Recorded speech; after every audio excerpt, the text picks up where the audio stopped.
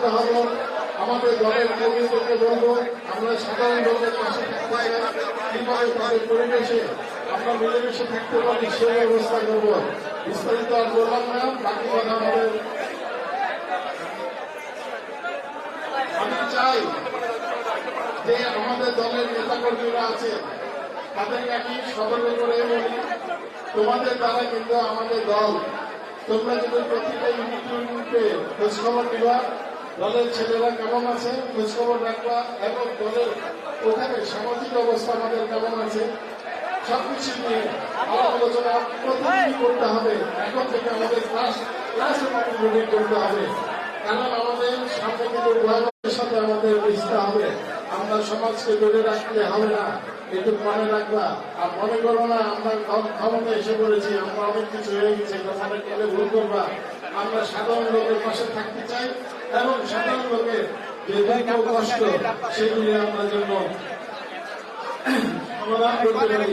আমি আমার ভাতিজা বলো, আমার সহযোগিতা বলো, আমার ভাই বলো, ইঞ্জিনিয়ার ইসলামকে একটাই কথা বলবো, আমি আর তুমি পুরান ঢাকার একটা সমস্যা, মেজর সমস্যা দুই দিকে আছে। এই সমস্যাগুলি কেন আমি মনে করবো আমি ইঞ্জিনিয়ার ইসলামের নেতৃত্বে এটা চাই, এটা যেন সমাধান হয়। সেই সমস্যাগুলো গ্যাস, পয় নিষ্কাশন, রাস্তাঘাটের পানি, এই যানজট, এই তিনটা যেন আমরা খুব ছোটভাবে করতে পারি।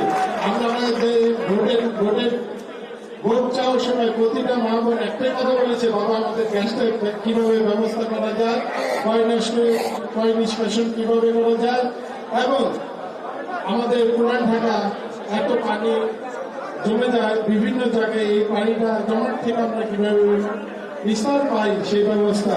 আরেকটা কথা বলে যে আজকে থেকেই বলি, সন্ত্রাস, চাঁদাবাদ, দখল মুক্ত এইগুলোর থেকে সবাইকে সতর্ক থাকতে হবে। আমাদের দলে যেন কেউ, আমাদের দলের বদনাম যেন কেউ না করে সেদিকে সবার খেয়াল রাখতে হবে। আমরা একটা সুন্দর সমাজ দিতে চাই। আমরা জনাব তারেক রহমানকে আমরা যে সহযোগিতা করতে চাই, সুন্দর একটা সমাজ উপহার দিয়ে, সেটাই আমাদের ভবিষ্যৎ, এবং আমাদের ভবিষ্যৎ ভালো হবে সে চিন্তা আমাদের রাখতে হবে। সবাইকে আসসালামু আলাইকুম। সংগ্রামী বন্ধুগণ,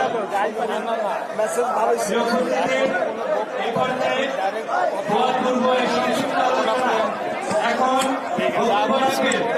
আজকের এই অনুষ্ঠানে বর্তমানে অনুষ্ঠানের সভাপতি ঢাকার 6 আসনে আমাদের নবনির্বাচিত সংসদ সদস্য ইশরাক হোসেন বক্তব্য রাখবেন। ইশরাক হোসেন।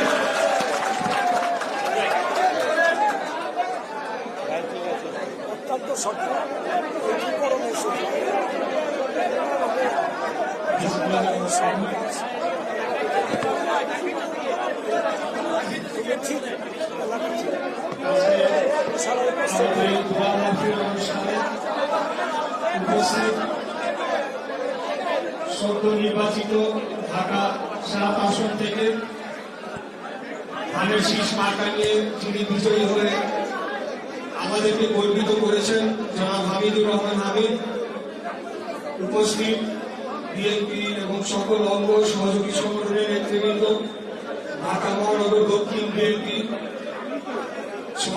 সাথের আওতাধীন সকল থানা বিএনপি, ওয়ার্ড বিএনপি, অঙ্গ সহযোগী সংগঠন এবং আমাদের কলেজের ছাত্রদলের ভাইরা, উপস্থিত সাংবাদিক বৃন্দ, আসসালামু আলাইকুম। আমরা প্রথমে আমরা রাজনীতিতে আন্দোলন সংগ্রাম করছি দেখা আজকে একটা পুরস্কার পাইছি, একদমই মোটেও বিষয়টা তা নয়। আমরা যেদিন ফলাফল ঘোষণা হচ্ছিল আমাদের ক্যাম্পে, আমরা কয়েকজন আগামী দিনে রাষ্ট্র পরিচালনার মাধ্যমে পরিচালিত করতে চাচ্ছি সেই বাংলাদেশের। এই ভাই প্লিজ, এখানে এত আওয়াজ হচ্ছে না।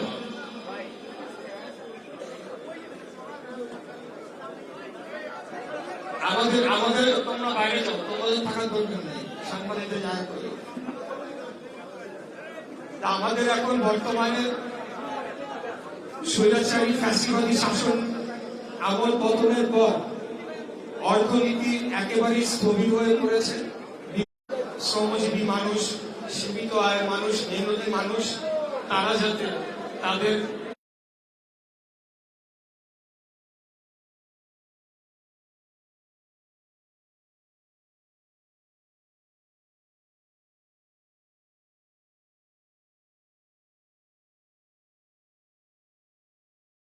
আর্থিক কোন ধরনের চাপ তাদের উপর না পড়ে, বাজার যাতে কোনো ধরনের সিন্ডিকেট না হয়, এই জিনিসগুলো আমাদেরকে মাথায় রাখতে হবে।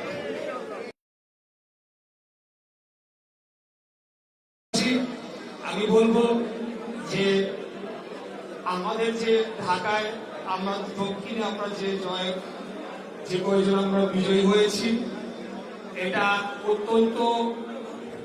অত্যন্ত লজ্জাজনক একটা ফলাফল আমাদের জন্য। এটা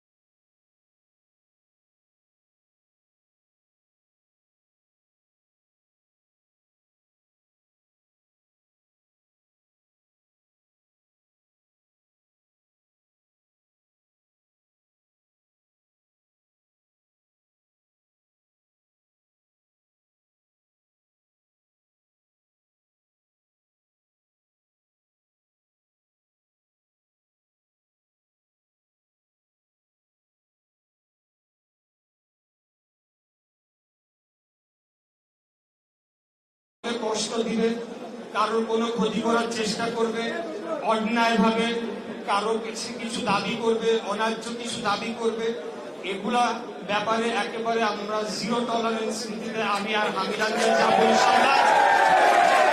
এখন এই ঢাকার এই অঞ্চলে আমরা দুজন সংসদ সদস্য হয়েছি দলের পক্ষ থেকে। আর একটু বৃহত্তর অঞ্চল যদি আপনারা দেখেন, এটা আমাদের দায়িত্বের মধ্যে পড়ে। আমি দেখে নিতে চাই কত বড় সন্ত্রাসী, কত বড় মাদকের ডিলার, কত বড় মাফিয়া বাংলাদেশে আছে। আমরা দুজন যেখানে যাব সেখানে আগে ছিল যুবলীগ, তারপরে তমুক লীগ, তারপরে শহীদ চেয়ারম্যান, অমুক ডাকাইত শহীদ, বহু সন্ত্রাসী দেখেছি। সব সন্ত্রাসীদেরকে, কোন সন্ত্রাসীদেরকে আগামী বাংলাদেশে আমরা প্রশ্রয় দেব না, এটা আমাদের স্পষ্ট কথা। এটা আর হবে না বাংলাদেশ। আমরা এর মাধ্যমে যত ধরনের অবৈধ কার্যকলাপ, ব্যবসাপাতি একটা এলাকায় হয়, মাদক সহ অন্যান্য চাঁদাবাজি যা যা আছে, গণপরিবহন, এগুলা যখন বন্ধ হবে তখন আমাদের আইন শৃঙ্খলা পরিস্থিতি ধীরে ধীরে ভালো হবে এবং এখানে একটা বসবাসের জন্য আমরা নগরী গড়ে তুলতে পারবো। আর আমাদের বক্তব্যের মধ্যে আমরা ইতিমধ্যে বলেছি, গ্যাস সংকট এখন আমাদের 1 নম্বর প্রায়োরিটি। এখন আমাদের, আপনারা জানেন যে সরকার গঠনের প্রক্রিয়া চলছে, পুরোপুরি এখনো সেটা হয় নাই। যেদিন এটা হয়ে যাবে, আজকে যারা আমাদের বিভিন্ন থানা ওয়ার্ড থেকে আগত হয়েছে, আমি আপনাদেরকে সবশেষে যতটুকু আমরা অর্জন করতে পেরেছি, সবার আন্তরিক প্রচেষ্টা ছিল বলে এটুকু আমরা অর্জন করতে সক্ষম হয়েছি। কারণ আপনারা জানেন যে এটা ইতিমধ্যে স্পষ্ট যে এক ধরনের ইঞ্জিনিয়ারিং এর চেষ্টা ছিল। তো যাই হোক, আমরা এখন সেই সব বিষয় যেটা আমাদের সবচেয়ে প্রয়োজন, আগামী দিনগুলোতে যে কয়েকটা কর্মসূচির কথা বললাম, এগুলা কিন্তু আমি মুখে মুখে একদিন এসে বললে বাস্তবায়ন হবে না। আপনাদেরকে নিয়ে আমার যেভাবে আমরা বিভিন্ন এলাকা, তো আমরাও সেইখানে ভিজিট করে রাস্তাঘাটের অবস্থা, আশেপাশের পারিপার্শ্বিক অবস্থা, আর আপনি যেটা বলছেন এটার উত্তর ইতিমধ্যে আমি দিয়ে দিয়েছি। এর চাইতেও জোরালো ভাবে দেওয়া সম্ভব কিনা আমি জানি না, কিন্তু যদি এর চেয়ে আরো জোরালো কোনো শব্দ ব্যবহার করতে হয়, করতে রাজি আছি। আমরা হাসিনার বিরুদ্ধে আন্দোলন সংগ্রাম করেছি দেশের জন্য। মাদক ব্যবসায়ী, ভূমিদস্যু, অনেক গ্রুপ আছে, বসুন্ধরা গ্রুপ, এই গ্রুপ, ভূমিদস্যু গ্রুপ, অমুক গ্রুপ, কাউকে আমি ভয় পাই না। আমাকে বাংলাদেশের, আমার এলাকার জনগণ ভোট দিয়ে দায়িত্ব দিয়েছে সেই দায়িত্ব পালন করব। আমার নেতাদের সরকারি নির্দেশে শুধু আমি না, হামিদুর রহমান হামিদ পালন করবে, হাবিবুর রশিদ হাবিব পালন করবে, আমাদের রবি ভাই পালন করবে। সবাই আমরা এটার জন্য কমিটেড, আমরা দেশের জন্য কমিটেড। এটা আপনারা সময় মতো প্রমাণ পাবেন। আর বক্তব্য দীর্ঘায়িত করতে চাই না। এটা একটা আলোচনা মত বিনিময় সভার মতো, প্লাস একটা দিক নির্দেশনা সভার মতো আমি করতে চেয়েছি। কারণ প্রত্যেককে সংযত হতে হবে। আমরা কিন্তু সব ধরনের সবাইকে মনিটরিং রিপোর্টের মধ্যে আমরা রাখবো। অতীতে আমরা কোন ধরনের অ্যাকশন নেই নাই, এখন কিন্তু আইনি ব্যবস্থা নেওয়া হবে। আমরা আমাদের এত সুন্দর দল, এত জনপ্রিয় দলকে কিছু লোকজন এসে নষ্ট করবে, আমরা সবাই ক্ষতিগ্রস্ত হব। এটা আমাদের দেওয়া হবে না। আর ভালো ভালো কাজ করতে হবে, ঘরে বসে থাকলে চলবে না। যে কর্মসূচি আমাদের কাছে আসবে 31 দফার মাধ্যমে, আমাদের নেতার মাধ্যমে, ছোট হোক বড় হোক যাই হোক, গাছ লাগানো হোক বা খাল পরিষ্কার থেকে শুরু করে যা কর্মসূচি আসবে, আমরা নিয়মিত কর্মসূচির মাধ্যমে আমাদের রাজনীতি করে যাবো। সবাই ভালো থাকবেন। খোদাফেজ। বাংলাদেশ জিন্দাবাদ, বাংলাদেশ জাতীয়তাবাদী দল জিন্দাবাদ। আমাদের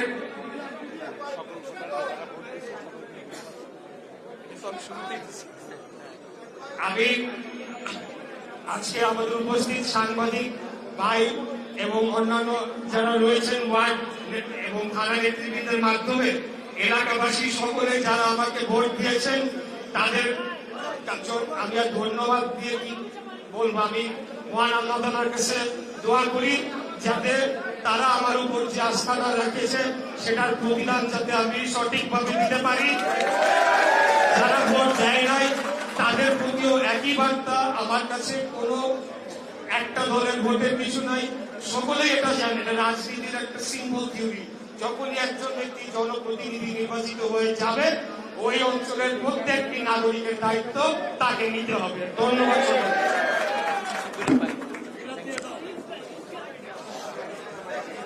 ধন্যবাদ নবনির্বাচিত সংসদ সদস্য যথাযথভাবে তার ভবিষ্যৎ পরিকল্পনা আমাদের মধ্যে উপস্থাপন করেছেন। আমরা দোয়া মাহফিলে যাব। দোয়া মাহফিলে করতে আমরা অনেক নেতৃবৃন্দ আমাদের উপস্থিত হয়েছেন, সবার নাম আমরা বলতে পারিনি। এছাড়া হক এখন দোয়া অনুষ্ঠান পরিচালনা করবেন দোয়া এবং মহাজার।